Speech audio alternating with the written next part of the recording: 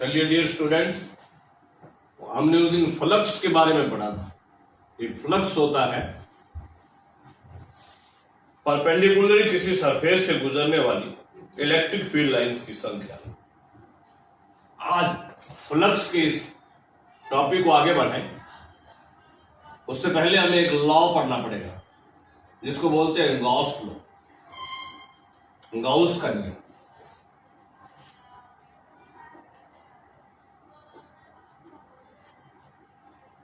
क्या बोलता है गाउस का नियम? ये बोलता है बोल रहा है कि मान लीजिए कि एक क्लोज सरफेस है, इसमें कई सारे चार्ज पड़े हैं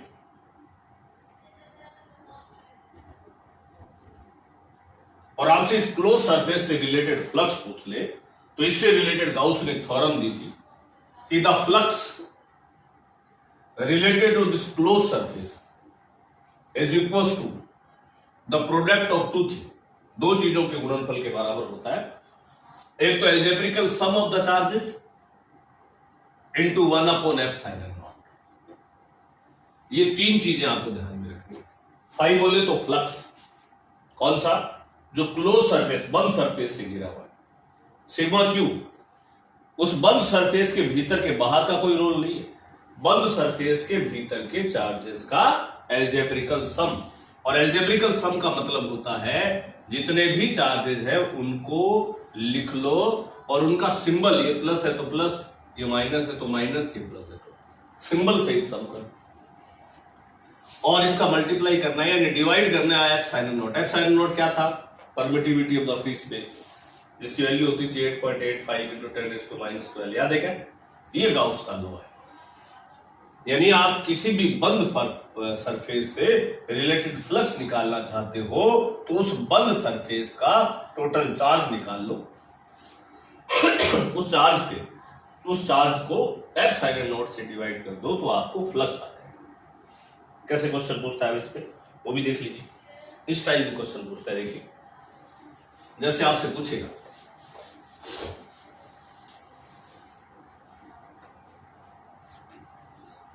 एक कोई बंद सरफेस है,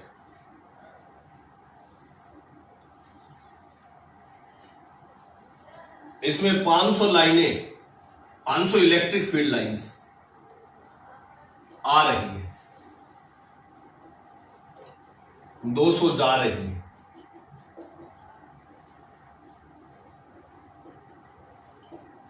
तो इससे रिलेटेड फाई यानी फ्लक्स बताओ। तो इसका मतलब ये हुआ कि फ्लक्स जो है, फ्लक्स तो इलेक्ट्रिक फील्ड ऑफ लाइंस है, इससे इनक्लोज्ड चार्ज बताओ। आपसे चार्ज पूछ रहा है तो गाउस बोलता है F = phi + sigma q upon, तो कितना चार्ज आ जाएगा? फ्लक्स है, आने वाले एक को प्लस और एक को माइनस ले लो। जैसे आने वाले को प्लस ले लो, जितनी लाइंस गुजरती हैं वही फ्लक्स होता है, जाने वाले को माइनस ले लो, मल्टीप्लाई बाय एप्सिलॉन 8.85, इतने गुलाम चार्ज। जैसे आपसे पूछेगा कि इस टाइप से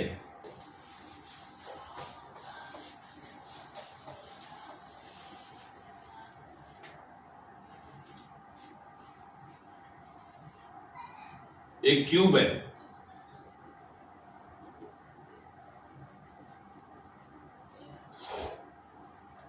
जिसकी साइड ए है, इसके डायगोनली एक इस टाइप से डायगोनली एक डोरी पड़ी है, चार्ज डोरी। इस चार्ज डोरी का लीनियर चार्ज डेंसिटी यानी रेखीय आवेश घनत्व, यानी इकाई लंबाई का आवेश, charge per unit length lambda है। तो इस क्यूब का फ्लक्स बता देते हैं। फ्लक्स होगा सिग्मा क्यू अपॉन एप्सिलॉन। हमारी मेन प्रॉब्लम है सिग्मा क्यू को कैलकुलेट करना। इसकी लेंथ बता सकते हैं कि अगर इसकी साइड ए है तो इसका डायगोनल होता है, क्यूब का जो डायगोनल होता है उसकी लेंथ होती है L² + B² + H², यानी √3। तो यूनिट लेंथ पे तो लैम्डा चार्ज है, इसकी इकाई लंबाई पे चार्ज जो है यूनिट लेंथ पे लैम्डा है, तो ये लेंथ है इतनी, तो इतनी लेंथ पे कितना हो जाएगा, बस इतना प्लस आ जाएगा। कोई डाउट? जैसे आपसे बोल दे इस टाइप का एक सिलेंडर है,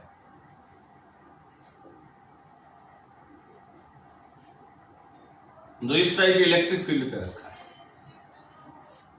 इसका क्रॉस सेक्शन ए है, इससे रिलेटेड फ्लक्स बताओ।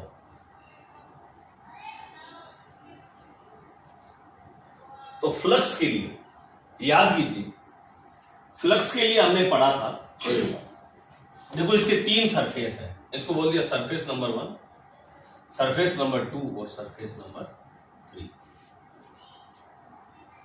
तो टोटल जो फ्लक्स होगा φ1 + φ2 + φ3, और ये किसके इक्वल होगा, σq/ε। ठीक है। अब इसमें इलेक्ट्रिक फील्ड तो इधर है और इसका एरिया वेक्टर मान लो ये ले लिया, इसका एरिया वेक्टर, ये एरिया वेक्टर हमेशा परपेंडिकुलर होता है। तो आप देख रहे हैं कि इधर तो फ्लक्स की डेफिनेशन क्या होती थी, फ्लक्स की डेफिनेशन E.A, ये मैंने पहले ही बताया था, यहां तो 90 हो गया तो 0 हो जाएगा, जितना एंट्री कर रहा है उतने एग्जिट हो रहा है, तो एक को प्लस एक को माइनस लोगे तो टोटल फ्लक्स कितना हो जाएगा, 0। इस टाइप से आप फ्लक्स का कैलकुलेशन करेंगे। जैसे इस गाउसियन फॉर्म से रिलेटेड एक क्वेश्चन पूछा गया, एम्स 2011 में, कि इस टाइप से कुछ चार्ज पड़े हैं, एक रॉड है, इस रॉड पे 8 कूलम चार्ज है, और ये रॉड पड़ी है +a/2 से 5a/2 पे। एक रिंग है, इस पे चार्ज है 6 कूलम, इसका रेडियस दे रखा है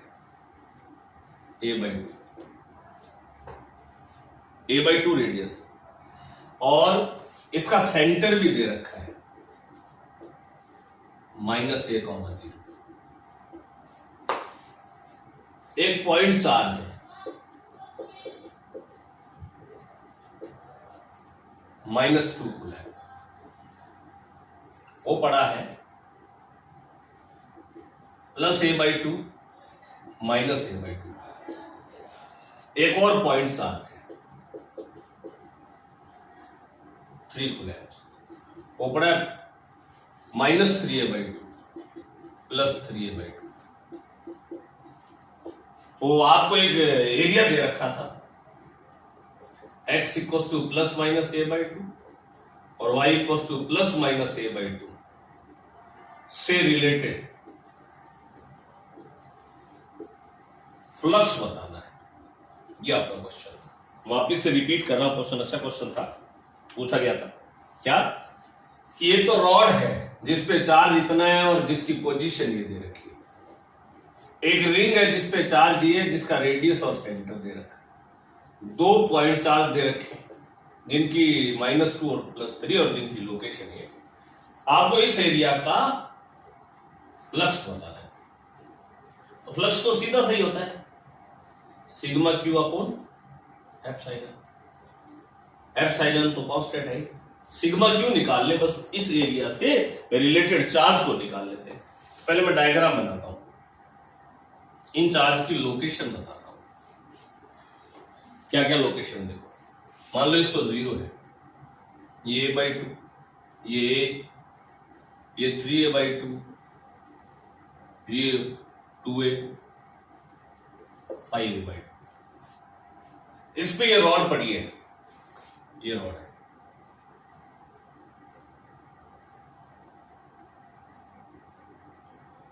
ये रॉड पड़ी है, ओके, और इस पे चार्ज दे रखा है 8 कूलम्ब्स।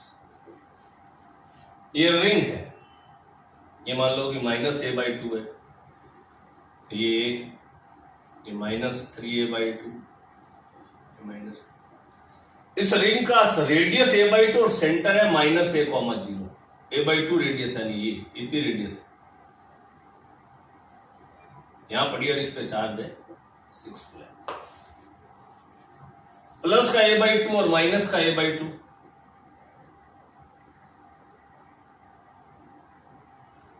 ये प्लस का a/2 और ये माइनस का a/2, यहां पड़ा है 1 पॉइंट चार्ज -2 कूलम्ब, और एक माइनस का 3a/2, ये माइनस का 3a/2 ये रहा, और प्लस का 3a/2, 1 2 3, a/2 a/2 a/2, ये 3a/2, तो ये हो गया यहां का, ओके। आपसे पूछा था ये x = +-a और y = +-a का चार्ज पूछा, ये बताना है। तो अब ये सरफेस बनाते हैं, x = +a, x = -a, y = +a, y = -a, ये था -2 कूलम्ब। बस इसमें देख लो कितना चार्ज आ रहा है, ये रॉड का 1/4 आ रहा है, 8 का 1/4 यानी 2, ये रिंग आधी आ रही है, ये -2 पूरा आ रहा है, और ये जो चार्ज है ये 3 कूलम्ब्स, ये तो बाहर पड़ा है, इस सरफेस से बाहर है, तो ये आएगा ही नहीं, तो ये कैंसिल होके 5 जो आ जाएगा, वो 3/8.85 × 10⁻⁻, इतना आ जाएगा। पहले जो दे रखा था वो लिख दिया, इनकी डायग्राम बना दिया, जिससे आपसे फ्लक्स पूछा था वो सरफेस बना दिया, +a, -a, +a, -a, उसके बीच का चार्ज देख लिया। ये 2 क्यों लिखा, 1/4 रॉड आ रही है, पूरे पे 8 था तो इस पे 2 आ रही है। ये 3 क्यों लिखा, 6 का आधी आ रही है, इसको क्यों नहीं लिखा बाहर, इसको कंप्लीट लिखिए क्यों क्या लिखा है, कोई डाउट कर लेंगे। चलिए और कैसे क्वेश्चन पूछते हैं, एक बहुत ही फैमिलियर सा क्वेश्चन है, वो और बता देता हूं, क्या बोलता है वो भी देख लीजिए।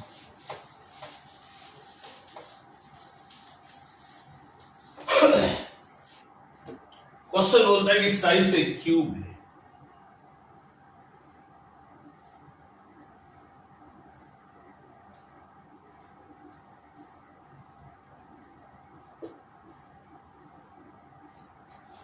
क्यूब बोलेगा कि क्या है, क्यूब,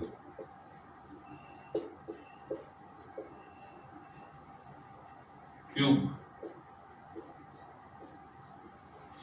क्यूब,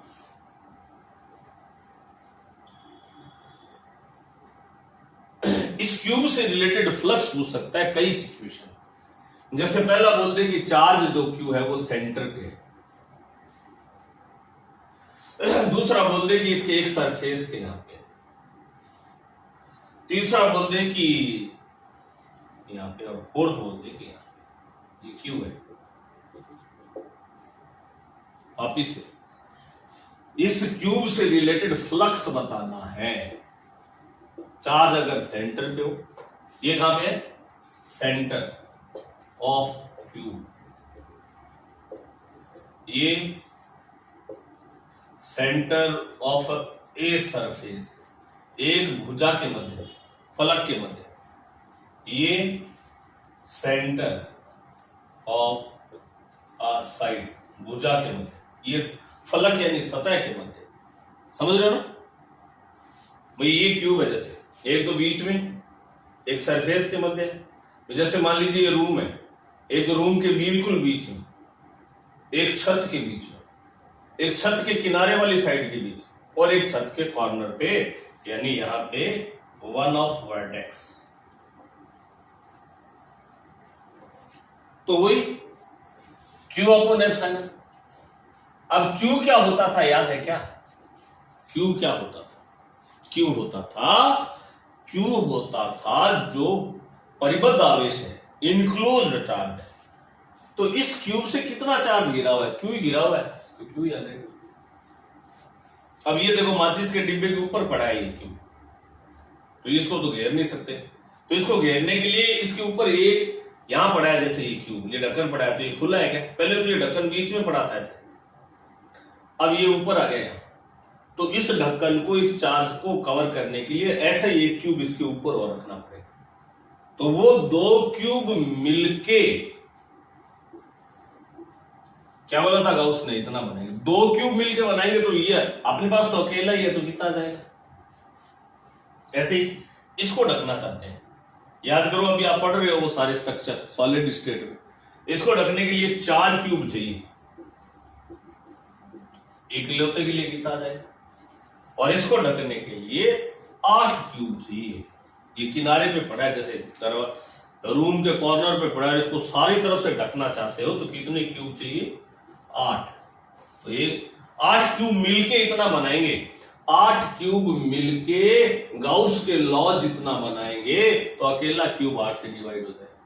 या 4 क्यूब मिलके बनाएंगे, तो आपसे सिंगल क्यूब का पूछा था, क्योंकि बाकी 3 तो अपन ही लेके आ रहे। इसको ढकने के लिए 3 चाहिए, इसको ढकने के लिए 7 चाहिए, इसको ढकने के लिए 1 चाहिए, इसको इसके ऊपर रखते ढक देंगे, तो 2 क्यूब मिल गए। 2 क्यूबों ने मिलके इतना बनाया, क्यू अपॉन एफ आएगा, तो सिंगल क्यूब कितना बनाएगा? 2 से डिवाइड। कई बार इसी में एक चीज और पूछ लेता है, ये तो है कि इस स्थिति में जब चार्ज उसके सेंटर ऑफ द क्यूब पे पड़ा हो, तो क्यूब से रिलेटेड फ्लक्स बताएं। इसी में ईच सरफेस का भी पूछ लेता है flux, each surface flux, each surface flux, each surface flux, वो भी देख लेते हैं। ये कितनी पलके थी? कितने थे? 6 सरफेसेस। 6 ने मिलकर इतना बनाया, तो अकेला कितना बनाएगा?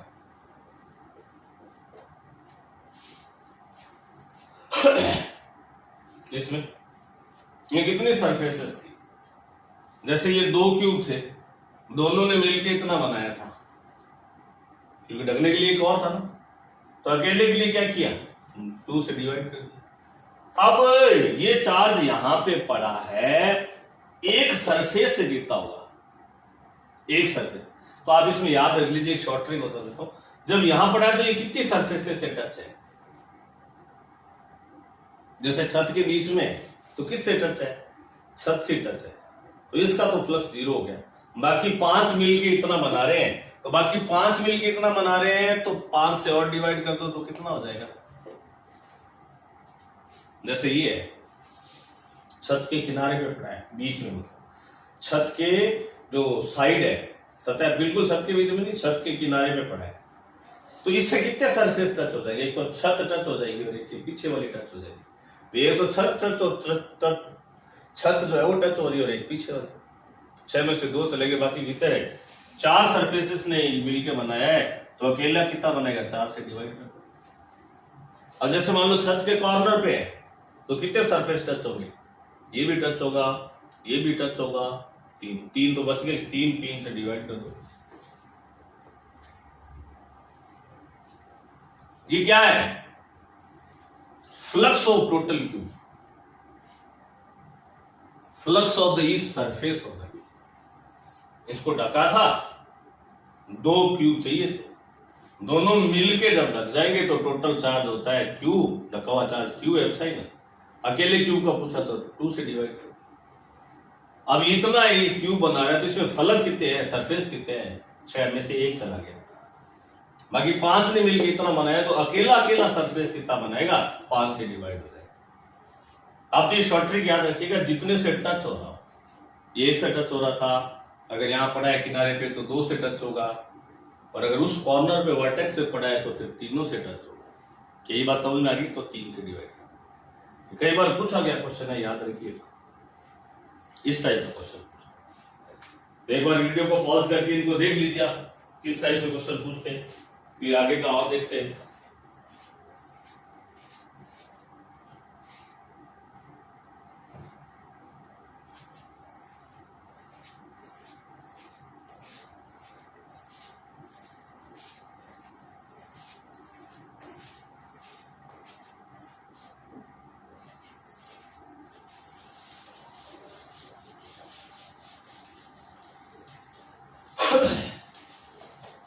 चलिए अब कुछ डेरिवेशन आपके बोर्ड एग्जाम में पूछे जाते हैं, वो डेरिवेशन देख लेते हैं।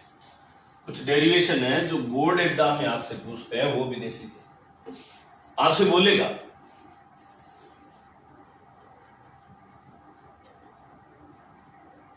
यूनिफॉर्मली चार्ज्ड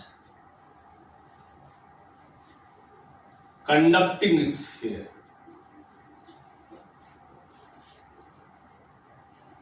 समरूप आवेशित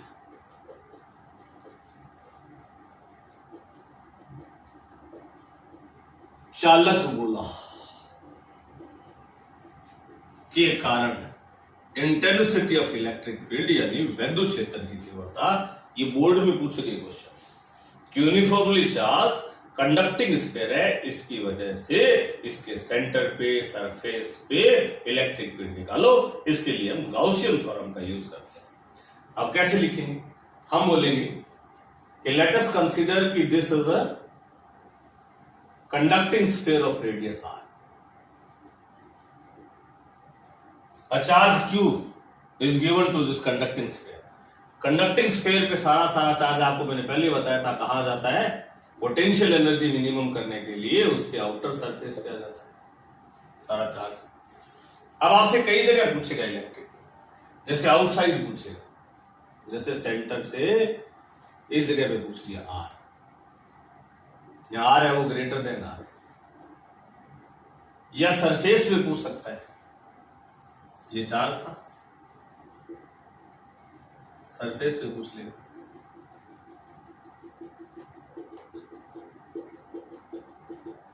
या आर है वो इक्वल टू आर है, या फिर इनसाइड पूछ लेगा।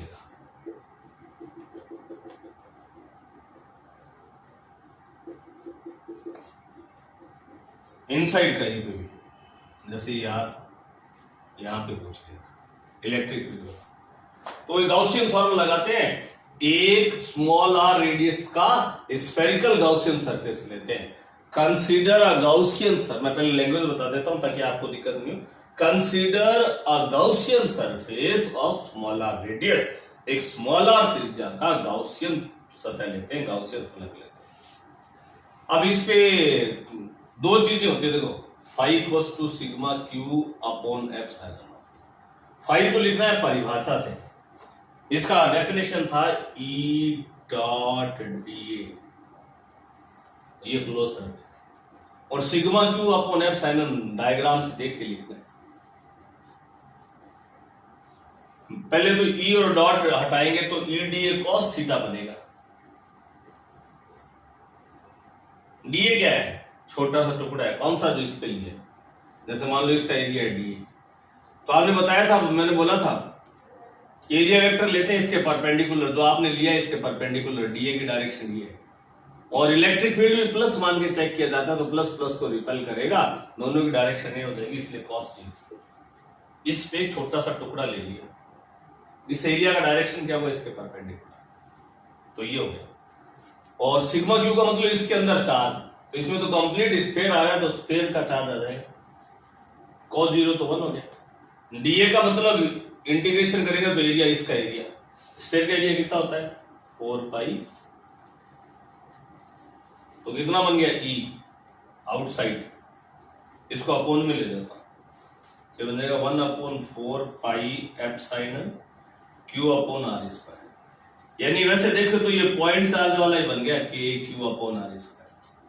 यानी कोई भी कंडक्टिंग स्फीयर अपने बाहर वाले पॉइंट के लिए ऐसा बिहेवियर कर रहा है जैसे कि वो पॉइंट चार्ज हो, यानी स्फीयर की बजाय पॉइंट चार्ज रखते थे तो भी इतना ही आता। हमें पता था पॉइंट चार्ज के सरफेस पे, ये तो कहां था कैलकुलेशन?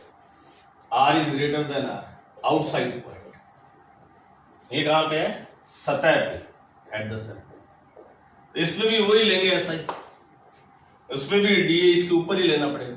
तो इसमें और इसमें बिल्कुल सेम है, बस स्मॉल आर और आर इक्वल है इसमें। जैसे इसमें तो स्मॉल आर रेडियस का लिया था ये, इसमें स्मॉल आर ले लो या आर ले लो, एक ही बात। तो जब यहां इंटीग्रेशन करेंगे तो यहां कैपिटल आर आ जाएगा, तो ये इसका बन जाएगा सरफेस पे के क्यू अपॉन,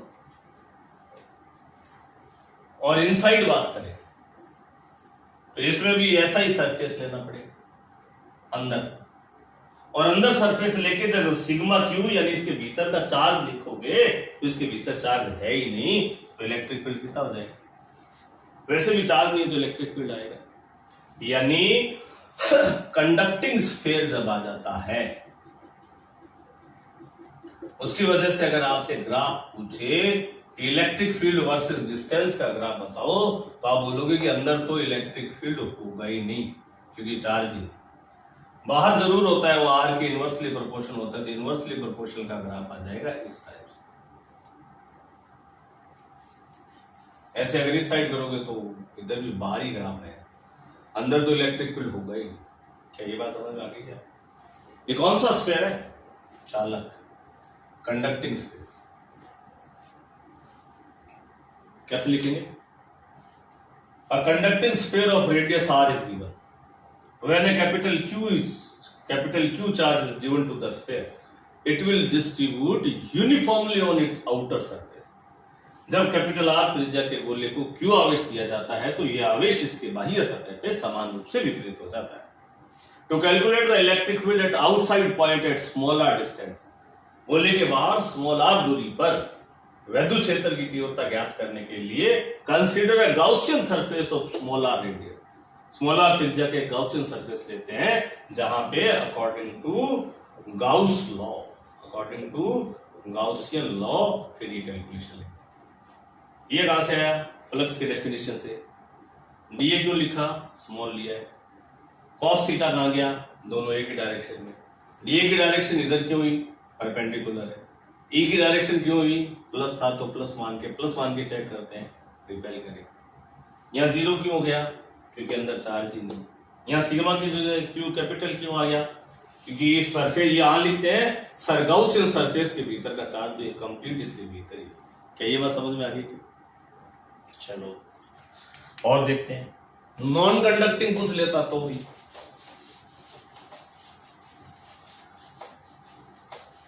नॉन कंडक्टिंग में क्या होता वो देख लेते हैं।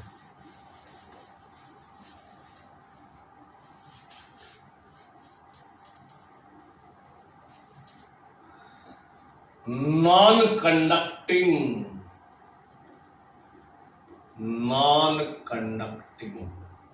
कुचालक या अचालक बोला की वजह से तीव्रता, ये भी पूछा हुआ बोर्ड में डेरिवेशन। तो वही कैपिटल आर त्रिज्या का, कैपिटल आर रेडियस।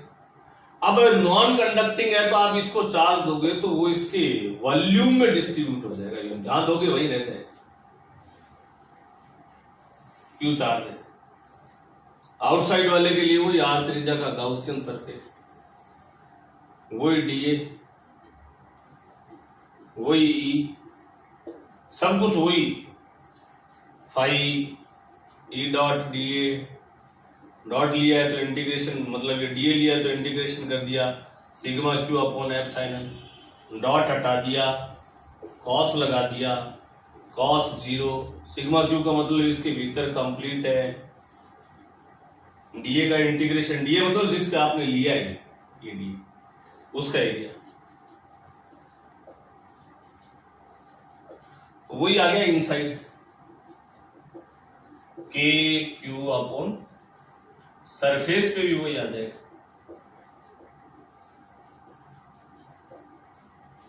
इनसाइड अलग आएगा, क्यों भाई? जैसे इनसाइड ये था, इस पे आपने चार्ज दे दिया, ये चार्ज है कैपिटल क्यू। आपने इनसाइड ये वाला पॉइंट लिया, यहां पे इलेक्ट्रिक फील्ड इनसाइड यानी r is less than capital r, भीतर है ये, यहां पे कैलकुलेट करना है। तो इस बार जो सॉरी कंडक्टिंग स्फीयर था, नॉन कंडक्टिंग, तो ये चार्ज इसके भीतर जाएगा।